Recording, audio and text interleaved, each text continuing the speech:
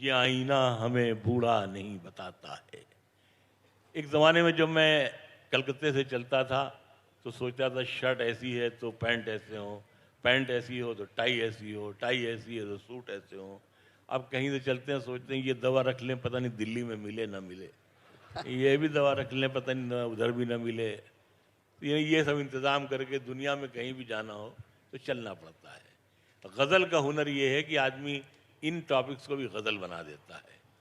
ہمارے کچھ گناہوں کی سزا بھی ساتھ چلتی ہے، ہمارے کچھ گناہوں کی سزا بھی ساتھ چلتی ہے. ہم اب تنہا نہیں چلتے، دوا بھی ساتھ چلتی ہے. بہت خوب. ہمارے کچھ گناہوں کی سزا بھی ساتھ چلتی ہے. ہم اب تنہا نہیں چلتے، دوا بھی ساتھ چلتی ہے. ابھی زندہ ہے ماں میری، مجھے کچھ بھی نہیں ہوگا. ابھی زندہ ہے ماں میری، مجھے کچھ بھی نہیں ہوگا. میں گھر سے جب نکلتا ہوں دعا بھی ساتھ چلتی ہے. بہت خوب.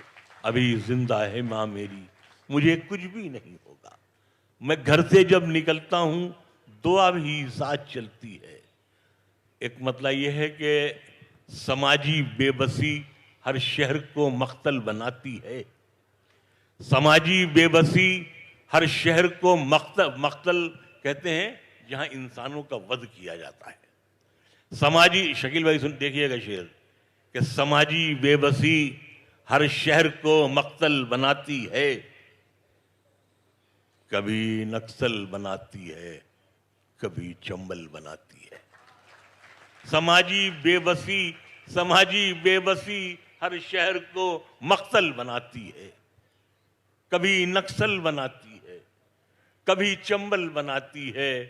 اور شعر یہ ہے کہ ذرا سی بات ہے لیکن ہوا کو کون سمجھائے. ذرا سی بات ہے لیکن ہوا کو کون سمجھائے. دیے سے میری ماں میرے لیے کاجل بناتی ہے. ذرا سی بات ہے لیکن ہوا کو کون سمجھائے. دیے سے میری ماں میرے لیے کاجل بناتی ہے. دیے سے میری ماں میرے لیے کاجل بناتی ہے. بلندی دیر تک کس شخص کے حصے میں رہتی ہے. بلندی دیر تک کس شخص کے حصے میں رہتی ہے. بہت اونچی عمارت ہر گھڑی خطرے میں رہتی ہے. بہت اونچی عمارت ہر گھڑی خطرے میں رہتی ہے. اور ایک شعر سن لیجئے گا جناب اس میں. بلندی دیر تک کس شخص کے حصے میں رہتی ہے. بہت اونچی عمارت ہر گھڑی خطرے میں رہتی ہے. بہت جی چاہتا ہے، بہت جی چاہتا ہے قید جان سے ہم نکل جائیں. بہت جی چاہتا ہے قید جان سے ہم نکل جائیں. تمہاری یاد بھی لیکن اسی ملبے میں رہتی ہے. بہت جی چاہتا ہے قید جان سے ہم نکل جائیں. تمہاری یاد بھی لیکن اسی ملبے میں رہتی ہے. یہ ایسا قرض ہے جو میں ادا کر ہی نہیں سکتا. یہ ایسا قرض ہے جو میں ادا کر ہی نہیں سکتا. میں جب تک گھر نہ لوٹوں میری ماں سجدے میں رہتی ہے. میں جب تک گھر نہ لوٹوں میری ماں سجدے میں رہتی ہے. میں جب تک گھر نہ لوٹوں میری ماں سجدے میں رہتی ہے. ایک مطلب یہ ہے کہ لبوں پہ اس کے کبھی بد دعا نہیں ہوتی. لبوں پہ اس کے کبھی بد دعا نہیں ہوتی. بس ایک ماں ہے جو مجھ سے خفا نہیں ہوتی. لبوں پہ اس کے کبھی بد دعا نہیں ہوتی. بس ایک ماں ہے جو مجھ سے خفا نہیں ہوتی. اور میں ایک فقیر کے ہونٹوں کی مسکراہٹ ہوں. میں ایک فقیر کے ہونٹوں کی مسکراہٹ ہوں. کسی سے بھی میری قیمت ادا نہیں ہوتی. میں ایک فقیر کے ہونٹوں کی مسکراہٹ ہوں. کسی سے بھی میری قیمت ادا نہیں ہوتی. اور یہ شعر دلی اور دلی جیسے سب شہروں کے لیے ہے کہ دھواں اگلتی ہوئی لبوں پہ اس کے کبھی بد دعا نہیں ہوتی، بس ایک ماں ہے جو مجھ سے خفا نہیں ہوتی۔ دھواں اگلتی ہوئی گاڑیاں پکڑتے ہیں، دھواں اگلتی ہوئی گاڑیاں پکڑتے ہیں، جو آگ اگلتے ہیں ان کو سزا نہیں ہوتی۔